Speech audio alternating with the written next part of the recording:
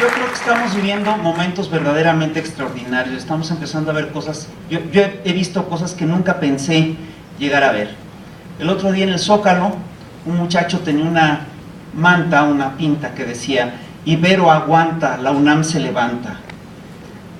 Yo creo que estamos efectivamente en un momento muy especial. De entrada, a mí me conmueve mucho estar en este recinto con Elena Poniatowska, la mujer que le dio voz al movimiento del 68, y con la generación que va a transformar al país. Yo creo que la transformación del país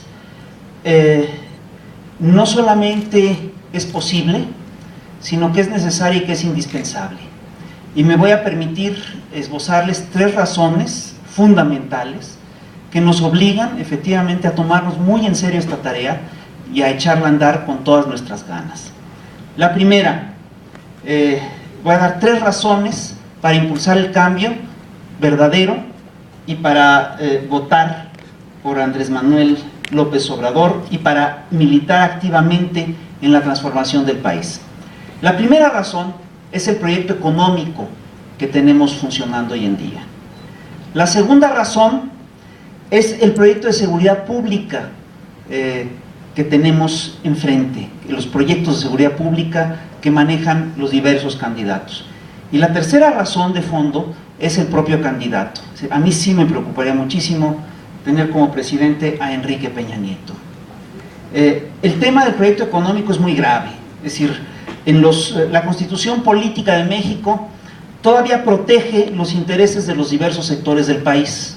Todavía le garantiza a los asalariados el derecho a un salario mínimo, el derecho a una jornada laboral de 8 horas, el derecho de huelga, pero es un hecho que desde 1982, desde que se impuso el modelo neoliberal, todos estos derechos plasmados en la Constitución se han venido mermando. De la Madrid, de entrada, impulsó un plan de choque brutal, congeló salarios e hizo las primeras privatizaciones. Carlos Salinas privatizó teléfonos, privatizó la banca, firmó el Tratado de Libre Comercio. Ernesto Zedillo echó a andar el Tratado de Libre Comercio, privatizó ferrocarriles, carreteras, pensiones, etc. Fox hizo lo que pudo, en sus lógicas, impulsó la privatización del petróleo y la luz. Felipe Calderón impulsó la reforma al IMSS, impulsó, entre otras cosas, la reforma energética. Y es un hecho que cada una de estas reformas, es decir, esto quiere decir, fíjense, que llevamos ya 5 generaciones de reformas neoliberales. Quieren impulsar una 6ª generación de reformas neoliberales. Y es un hecho que cada una de estas reformas neoliberales ha vulnerado a los mexicanos. Después de 20 y tantos años, después de 30 años de reformas neoliberales, los mexicanos estamos cada vez más pobres, estamos cada vez más fregados y vivimos cada vez en una situación más inestable y de mayor inseguridad. Hemos asistido en estos últimos años a verdaderos saqueos, como el caso del Fobaproa, que es una ratería impresionante. Robaron tanto dinero que sus hijos, sus nietos, todavía lo seguirán pagando.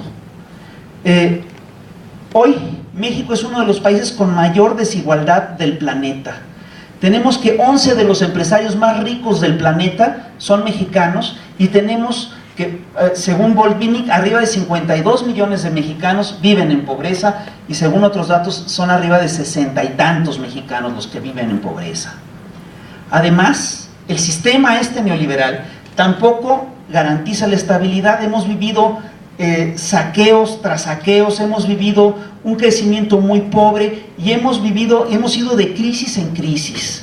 Para colmo, en el próximo sexenio, tanto el candidato del PRI como la candidata del PAN como el candidato del PANAL manejan el mismo proyecto y nos hablan de una cosa que ellos manejan como las reformas necesarias. Ellos dicen que México tiene que hacer las reformas necesarias.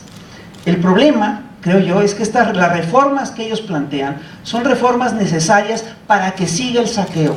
No son reformas que los mexicanos necesitamos. Nosotros lo que necesitamos justamente es parar esas reformas neoliberales, que son 3. Y voy a detenerme en cada una brevemente para que vean de qué tamaño es la rapiña que se nos aproxima. La primera gran reforma neoliberal que impulsan tanto Peña Nieto como Josefina Vázquez Mota como Cuadri es la reforma laboral. Esta reforma laboral plantea, en términos llanos, fíjense, usan vocabulario muy bonito, dicen, hay que flexibilizar el trabajo. No es que pongan a los trabajadores a hacer aeróbicos y ejercicios de estiramiento. Flexibilizar el trabajo básicamente implica quitarle a los trabajadores derechos fundamentales, acabar en la práctica con la figura misma del salario mínimo, con la figura misma de la jornada laboral de 8 horas, con prestaciones básicas como las vacaciones, como el derecho al empleo, como el derecho de huelga, legalizar el outsourcing, es decir, se facilitarían y abaratarían los despidos. Esto es, a grandes rasgos, lo que es la reforma laboral. Los principales afectados por esa reforma laboral serían ustedes, que serían los primeros en entrar a un campo de trabajo, a un mercado de trabajo ya flexibilizado, ¿sí? Es decir, lo que en español quiere decir, en el cual ustedes no tendrían derecho laboral alguno. Esta reforma laboral lo que pretende es terminar con unos párrafos con todas las luchas que han tenido los asalariados y los trabajadores de México en los últimos 100 años, pa' pronto. Implica, entre otras cosas, prácticamente un regreso al trabajo esclavo. Ustedes me dirán si no valdría simplemente por este hecho votar por Andrés Manuel López Obrador, porque es el único de los 4 candidatos que no propone la reforma laboral, el único que está en contra de esta reforma laboral. La segunda gran reforma neoliberal que están impulsando estos señores es la reforma hacendaria. Estos señores parten del principio y sostienen la tesis de que el IVA es el impuesto más parejo de todos, que el IVA es un impuesto que al final de cuentas todo el mundo paga. Y sí, es un impuesto que todo el mundo paga, pero esta idea de que es el impuesto más parejo funciona por supuesto en Noruega, pero no funciona en México. No funciona en países con profundas desigualdades como México. El proyecto de estos señores es básicamente ponerle IVA a alimentos y medicinas. Y el problema aquí es de fondo, porque hay un porcentaje importante de la población mexicana que le dedica un porcentaje muy importante, hasta el 66% de su sueldo, estamos hablando de 32 millones de mexicanos, que le dedican el 66% de su sueldo a pagar los alimentos que consumen. Tasarles el IVA a estas gentes es obligarlos a comer menos, es obligarlos a pasar más hambre. Y todavía Peña propone, y nos lo firma ante notario, que quiere acabar con la pobreza alimentaria en México. La tercera reforma, que también es una reforma que nos vulneraría a los mexicanos severamente, es la reforma energética. Esta reforma lo que busca es terminar de privatizar el sector eléctrico, que ya está privatizado en más del 51%, y privatizar el petróleo. Como ninguna empresa mexicana tiene know-how en el ramo petrolero, es un hecho que esta reforma básicamente lo que haría es abrirle las puertas al traspaso de la riqueza mexicana a manos de las multinacionales petroleras extranjeras. Yo les recuerdo, nada más, que México ha vivido básicamente del petróleo. Es decir, todavía de cada peso que gasta el gobierno mexicano, más de 30 centavos vienen del petróleo. Quitarle el petróleo a la nación mexicana es, entre otras cosas, dejarnos en manos de la que hoy en día es la gran industria nacional, que es el narcotráfico. El segundo tema, lo trataré de abordar brevemente, es el tema de la seguridad pública. Ustedes saben, como bien dijo Elena, que nos hemos convertido en un país de nota roja. No podemos abrir el periódico sin encontrarnos con escenas de horror, desollamientos, decapitamientos, ejecuciones colectivas, colgados, ahorcados, descuartizados. Estas figuras ya son parte de nuestra vida cotidiana. Y es un hecho que la crisis de seguridad en México se disparó a partir de las políticas que ha aplicado Calderón en este sexenio. Las cifras son muy claras. El primer año de gobierno de Felipe Calderón, el primer año que se ejecutó su política de seguridad pública, hubo arriba de 2.500 ejecutados vinculados al crimen organizado. Al año siguiente la cifra se duplicó, hubo más de 5.000. Al año siguiente hubo 7.500, al año siguiente hubo 15.000. Hoy ya frisamos los 60.000 ejecutados ligados al crimen organizado, y esto sin contar los levantones y sin contar los desaparecidos. Si nosotros sumamos todo esto, es posible que ya estemos llegando a los 80 o 90.000 muertos. Les quiero decir una cosa, Hay muchos países en guerra que no tienen esta cantidad de muertes violentas. Entonces, lo que se está jugando también es muy grave y obviamente ustedes van a ser los primeros afectados en esta historia. Y aquí ocurre una cosa muy chistosa. Los 4 candidatos coinciden en que la política de seguridad pública que se ha aplicado no funciona. Hasta la propia Josefina Vázquez Mota en un momento dado promete hacer las cosas diferentes que Calderón. Peña Nieto declaró que la estrategia de Calderón ha fallado y que la violencia ha enlutado a miles de hogares. Andrés Manuel desde hace tiempo dijo que lo que había hecho Calderón era patear lisa y llanamente al avispero. El problema es que a la hora de aterrizar estas políticas de seguridad pública, resulta que Peña Nieto, Josefina dice que lo que va a hacer es diferente pero igual. Es una figura de veras retórica fantástica. Yo sí quisiera que los compañeros de la Facultad de Filosofía y Letras nos explicaran cómo se puede hacer algo tan diferente pero igual. Luego, Peña Nieto es increíble porque propone más inversión para fortalecer las instituciones de gobierno dedicadas a combatir la inseguridad y de hecho insinuó que México tendría que elevar el gasto en seguridad como lo hace Colombia, que gasta el 5% del Producto Interno Bruto en seguridad pública. Esto es un disparate. Ahora, el más simpático de todos es Cuadri, que propone una política de mano dura, habla de contratar 400,000 policías y privatizar las prisiones. Aquí hay una revisión, si ustedes se fijan, de lo que es el himno nacional. Es un policía en cada hijo te dio, lo que este señor nos propone. El único de todos los candidatos que realmente propone un cambio, que propone una política social que inhiba las causas del crimen, que plantea el retiro paulatino del ejército de las calles y la creación de una policía federal nacional moralizada y capacitada, es Andrés Manuel López Obrador. Esta es la segunda razón de peso para votar por él. La tercera razón de peso es efectivamente el personaje. Andrés, el otro día en tercer grado, el señor Carlos Marín dijo una cosa fantástica. Dijo, Andrés Manuel se promueve como un hombre honesto. Y bueno, sí sabemos que es honesto, pero eso no le interesa a la gente. Esto dijo Carlos Marín. Yo no sé cómo no en ese momento lo corrieron de la empresa. Porque un tipo que dice que la honestidad no importa, lo que te está diciendo es, yo te puedo mentir y no te importa.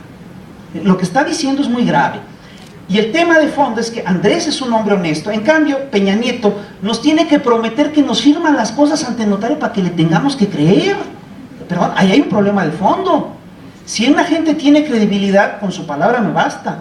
Si no le puedo creer, sí me lo tiene que prometer ante notario, porque si no, no le creo nada. Y ahora Peña Nieto nos propone, después de toda esta ola de repudio que ha venido sufriendo, nos pide que seamos tolerantes y nos habla de fundar un México democrático y tolerante e incluyente. Bueno, este señor que nos habla de respeto y que nos habla de tolerancia es el mismo señor que hace unos años ordenó la represión en San Salvador Atenco.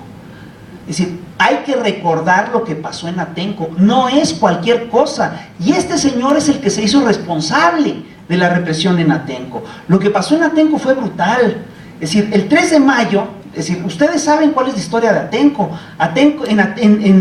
En 2001 el gobierno de Fox anunció una gran inversión para hacer el aeropuerto de Texcoco, y ese aeropuerto afectaría las tierras de varios poblados, entre ellos el de San Salvador Atenco. Les iban a pagar cualquier cosa a los pobladores de Atenco. Estos se organizaron y pararon la construcción del aeropuerto. Desde entonces estos señores entraron en furia contra los pobladores de Atenco, y los pobladores de Atenco se organizaron. En 2006, el 3 de mayo de 2006, por un pleito menor, es decir, el gobierno local, digamos que había un acuerdo menor y el gobierno decidió desconocerlo. Entonces, por ese desconocimiento, el pueblo se organizó y protestó, tomó las carreteras, ¿no? Y recuerdo que mandaron agentes federales, se armó una golpiza y entre otras cosas salieron golpeados también agentes federales. La televisión pasó una y otra vez la escena de un ciudadano de Atenco pateando la entrepierna de un policía, y con ese pretexto y con ese antecedente justificaron lo que ocurrió al día siguiente, y lo que ocurrió al día siguiente es verdaderamente salvaje. Lo que ocurrió al día siguiente es que 700 agentes de la Policía Federal y 1815 agentes del Estado de México irrumpieron en Atenco con violencia. Hubo 2 muertos, hubo decenas de allanamientos, detuvieron arbitrariamente a más de 200 personas. Muchos fueron detenidos simplemente porque estaban paseando por ahí, porque estaban en el lugar de los hechos.